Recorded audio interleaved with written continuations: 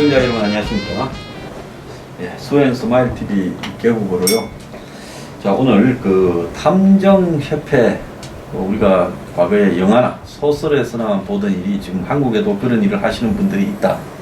그리고 그런 조직이 최근에 이제 이 정부에 의해서 법적인 어떤 탐정이라는 용어를 이제 쓰는 쪽으로 공식적으로 인정받아가고 있다. 자, 이런 부분에 대해 생소한 탐정협회 관련해서 지금 대한탐정연합회 원대원 부회장이 나오셨습니다. 예.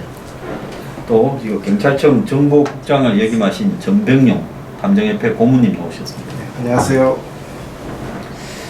자, 회장님, 이 탐정이라 그러면 한국 사회에서는 뭐 흥신소나 과거에 좀 이런 부정적인 이미지가 강했고, 네. 한국에는 공식적으로 뭐 탐정이나 이런 거는 없고, 뭐 일본이나 뭐 영국, 미국 이런 데서나 있는 걸로 생각했는데 이제 한국에도 이 탐정이라는 게 생기게 됐습니다.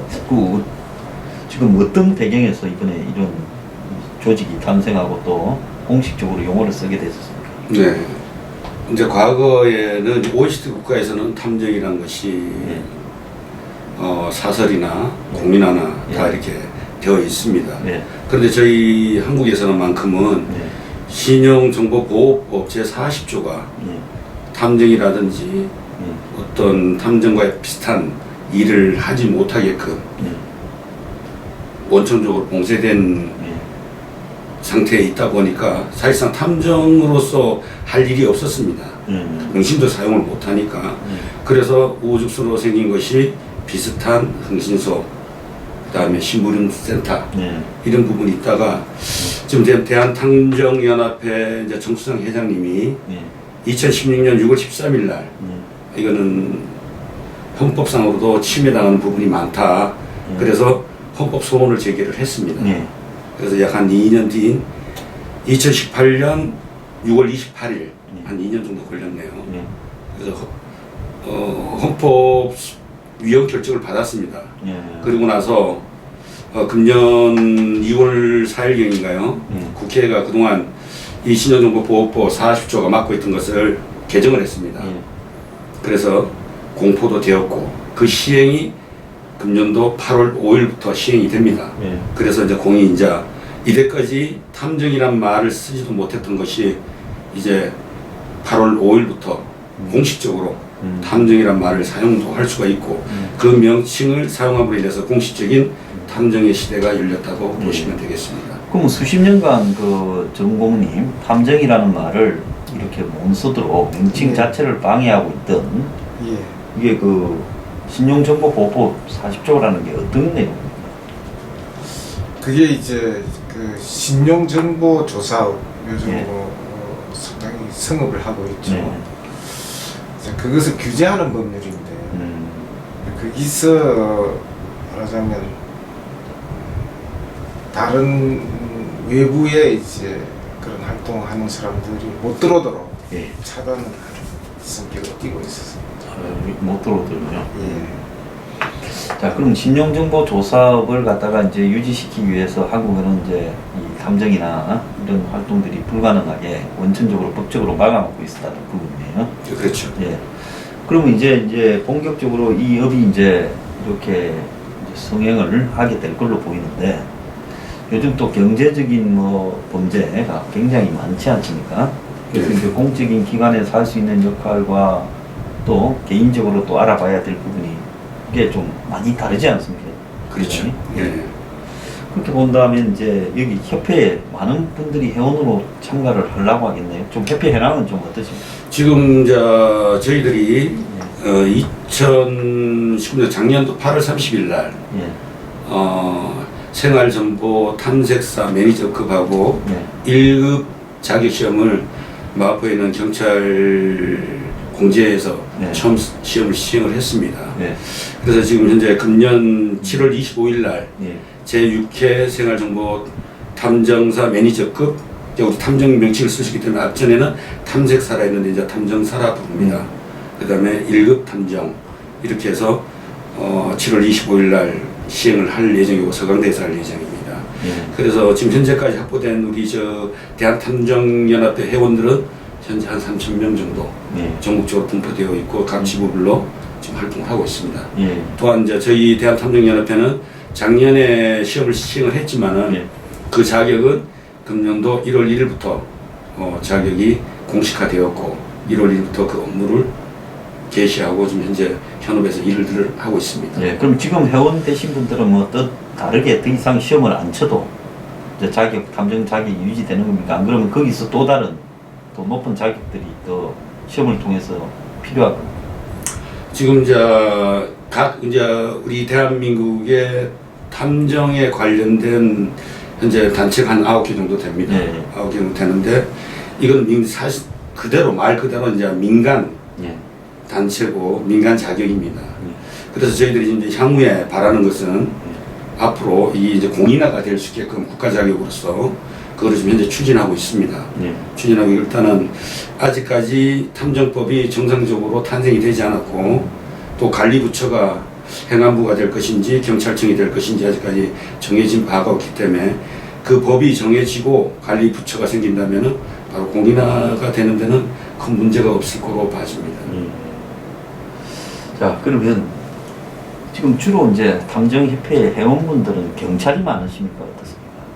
지금 저희 대한탐정연합회는 지금 현재 전직 경찰관들이 좀 더 주축이 되어 있습니다. 그리고 문호가 좀 개방되어서 일반인도 언제든지 응시해서 그 자격이 합격을 하면은 그 자격을 취득해서 바로 이제 교육을 받고 나면은 바로 현업에 뛰어들 수 있게끔 그렇게 이제 운영하고 있습니다. 예. 그럼 경찰을 아니거나 뭐 일반인도 이 회원이 되는 부분에는 시험만 통과하면 되는 겁니다. 그렇죠. 이 방송을 보는 분 중에 요즘 젊은 분들이 많은데 이 젊은 사람들은 또 이게 이제 어릴 때부터 보면 우리가 소설, 영화, 만화영화도 또 보면 뭐 탐정이 나오는 만화영화가 많거든요. 그래서 탐정이라는 직업에 대해서 굉장히 뭐라고 할까 호기심이랄까 또 한편으로는 또 개인적인 취향이랄까 이런 부분 때문에 하고 싶어하는 젊은 사람들이 많다고 저는 보는데요. 네, 맞습니다. 지금 그래서 저희 대한탐정연합회는 일단 2개의 자격을 운영하고 있습니다. 매니저급하고 탐정사 1급 예. 이제 2개를 운영하고 있는데 매니저급은 이제 탐정사 1급을 지휘감독하면서 같이 협업 체계라든가 이렇게 할 수 있도록 하고 그 다음에 이제 나이 제한도 좀 있습니다. 이제 좀 30대 미만, 18세라 이런 게 미성년자에서 막 벗어난 청소년들이 호기심도 많을 건데 그분들이 응시할 수 있는 직종은 탐정사 1급. 예. 그 다음에 이제 30세 전후에서 어떤 과거에 경찰 경력이 있다든지 또 군 경력이 있다든지 특히 이제 군 경력도 검증이 낮은 그런 분들이 좀 더 유리하시겠죠 아무래도. 예. 그리고 이제 경비지도사라든지 변호사라든지 법무사라든지 행정사라든지 이런 직역에 대해서는 1차 시험을 좀 면제를 해드리고 예. 그 다음에 문호로 좀 현재 개방되어 있는 상태이기 때문에 예. 충분히 젊은 분들도 관심을 갖고 이 직업의 메리트를 느낄 거라고 생각합니다. 그럼 시험이 어떻습니까? 1차 시험이 있고 네, 1, 2차 시험으로 좀 나누어져 있습니다. 1차 시험은 네네. 1차 시험 뭐고 2차 시험은 뭡니까? 1차 시험은 이제 탐정에 대해서 전문적인 지식 부분, 예. 이제 기초적인 지식 부분 이제 이렇게 나누어서 기초적인 지식은 1차 시험에서 하고 예. 전문적인 지식은 2차 시험으로 구분을 해서 시험을 치고 있습니다. 정국님 그러면 예. 이 탐정 시험에 출제는 주로 어떤 부분을 주로 됩니까? 저희들이 이제 우선 교재를 몇 권 발간을 했습니다. 아 교재를 예. 거기서 많이 나옵니다. 네. 그렇구나. 탐정은 우리가 그 영화나 이런 데서 보면 옛날에 뭐 미국의 40, 50년대 할리우드 영화 중에 너아르 영화 이런 데 보면 뭐 험프리 보가트 이런 사람들이 탐정도 했고 또 뭐 영국에는 셜록 홈즈 같은 것도 있고 요즘 뭐 미드나 영드 같은 드라마에도 많이 나오고 또 일본에도 보면 또 일본 만화가 탐정 만화가 굉장히 많지 않습니까? 그리고 한국에도 옛날에 5, 60년대에 일본의 영향을 받아가 만화를 주로 많이 뺏겼으니까 탐정 만화가 많았거든요. 그래서 그 탐정의 세계에 대해서 굉장히 좀 동경도 있고 얼마 전에는 또 약간 그 뭐라고 할까요? 만화처럼 만드는 실사 영화에 탐정 홍길동이라는 영화도 있었습니다. 네. 예. 그런 부분에서 봤을 때 탐정이 되려면 일단은 기본적으로 가져야 될 이런 소양은 좀 회장님 어떤 부분이 있을까요? 성격이나 적성이라든지 이런 게 조금은 맞아야 되지 않겠습니까? 그렇죠. 일단은 성격도 맞고 적성도 맞아야 되겠지만은 제일 중요한 거는 법적 도덕성입니다. 예. 탐정이 하는 일이 예. 일단은 저희들이 이제 탐정이 앞으로 할 수 있는 이제 비개인적인 사생활만 침해하지 않는다면은 예. 저희들이 탐정이 할 수 있는 일은 약 한 300가지 정도로 할 수가 있다 봐지고 쉽게 해서 요즘 학교 폭력이라든지 각종 쟁송 부분에 있어서 민형사의 증거 자료를 이제 수집을 하고 그 분석을 해서 법정에서 제출이 됐을 때 채택해서 재판에서 승패가 갈려질 수 있는 그런 부분도 탐정의 몫이라 봐집니다. 그래서 제일 중요한 것은 법적 도덕성이 바탕이 돼야지만은 될 거라고 봐집니다. 이제 그렇게 보자면 과거에 이제 우리 사회의 흥신소나 뭐 이런 심부름 센터의 문제가 이제 주로 불륜 뒷조사 뭐 이런 부분으로 이제 하는 과정에서 본의 아니게 그 불법성이나 이런 것들이 좀 있지 않았습니까? 네. 예. 근데 그 부분을 갖다가 이제 탐정협회에서는 어떻게 극복을 하고 제한을 하고 도덕성을 유지하려고 그렇게 하십니까? 저희들 이제 우리 대한탐정연합에서는 아예 이제 법적인 네. 이제 서약을 합니다. 예. 불법을 자행하지 않을 것을 서약을 하고 그것을 또 다짐을 받고 각서를 받습니다. 예. 그래야지만은 앞으로 우리 탐정이 이제 막 발걸음을 뛰는데 그것이 유지가 안 된다면은 이 탐정이 시작과 동시에 자초할 우려성도 있기 때문에 그 부분을 제일 많이 우려하고 강조한 부분이 되겠습니다. 네, 그 외에도 이제 윤리 교육을 그러니까 시험 보고 난 다음에 또 마지막 교육을 좀 시킵니다. 연수 교육을 시키는데 그때 윤리 교육을 집중적으로 시키고 그 다음에 이제 만약에 잘못한 행운에 대해서는 또 징계 제도가 있습니다. 아, 징계제도. 네. 네. 자, 그럼 과거에 옛날에 보면 이 심부름센터 흥신소 이런 부분에 제일 문제가 이제 이 의뢰를 받아가 조사를 한 내용을 가지고 뭐 역으로 협박을 한다든지 또 그걸 가지고 쌍방에게 또 막 거래를 하려고 한다든지 그런 어떤 부분이 그게 좀 가지고 있던 문제고 그 다음에 페이, 가격이라는 부분이 좀 불명확해가지고 우리가 영화 같은 걸 보더라도 뭐 돈 더 내라고 하고 이런 부분도 있지 않았습니까? 그렇죠. 예, 그러면 그 이제 불법성은 뭐 예방을 하시는 부분에는 준비들을 많이 하고 계신 것 같고요. 이 가격 설정을 어떻게 합니까? 감정 업무에. 이게 네. 많은 사람들이 이게 엄청 비쌀까봐 걱정을 하시는 게 많거든요. 이제 탐정을 하게 되면 이제 의뢰인이 의뢰를 하게 될 것이고 네. 그 의뢰한 사건에 대해서 이제 중요성, 난이도, 네. 고기 사건을 해결하는데 네. 투입되는 장비, 네. 인력, 시간 이런 것을 현재 전반적으로 이제 의뢰를 하시게 되면 그걸 또 오픈을 다 합니다. 네. 시간은 어느 정도, 기간 어느 정도 걸릴 것이며 인원 어느 정도 투입이 되고 그러면 그 투입되신 분들의 인건비라든지 비용은 어느 정도 산출이 되었고 그래서 충분히 설명을 드리고 그 부분에 대해서 이제 수긍을 하시고 하면은 이제 위임 계약서에 사인함으로 인해서 업무가 시작이 되는 거죠. 아, 그러면 그게 이제 이 표준 단가 제도라든지 이런 걸 협회에서 가이드라인을 좀 제시를 해야 그 저기 전체 탐정들이 좀 비용이 어디로 가느냐에 따라 들쑥날쑥하지 않고 일정한 수준의 비용이 이렇게 좀 미리 이제 이 소비자들이 좀 예측을 할 수 있지 않겠습니까? 그런 부분은 어떻게 대응을 하시려고? 그 부분이 좀 상당히 고민스러운 부분입니다. 예. 왜 그러면은 좀 전에도 말씀드렸지만은 예. 각 사업마다 내용이 틀리고 그렇게 난이도가 예. 틀리기 때문에 예. 일률적으로 어떤 사건은 얼마 이렇게 딱 정하기가 상당히 곤란한 부분이고 일단은 우리 탐정업을 하시는 분들이 이제 도덕성만 유지된다면은 예. 대부분 이제 탐정에 의뢰하신 분들이 힘없고 서름을 받는 일반 우리 국민들이라 봤을 때 턱없이 많은 금액은 하지 않을 것으로 봐집니다. 예.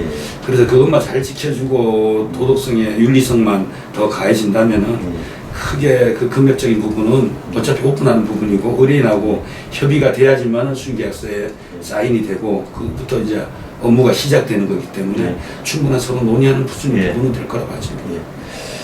자, 이제 재밌는 이야기도 하나 좀 소개해 주시죠. 지금 뭐 이 요즘 경제적인 상황이나 이런 게 굉장히 안 좋아지고 있다 보니까 이제 이 뭐라고 개인 간에 분쟁도 많지 않습니까? 그렇죠. 이런 부분 관련해 가지고 이제 부회장님이 과거에 이제 계실 때 또 앞으로 탐정협회에서 주로 이제 취할 수 있는 그런 사건 중에 어떤 사례가 좀 분쟁 중에 문득 이제 생각나는 부분이 아마 작년 한 6월 달쯤에 제가 한 걸로 좀 기억이 됩니다. 기억이 나는데 그거는 이제 종로, 서울 종로 쪽에 있었던 부분인데 을지로 쪽에 보면은 아크릴이라든지 라벨 제작업소들이 상당히 많이 밀집되어 있습니다.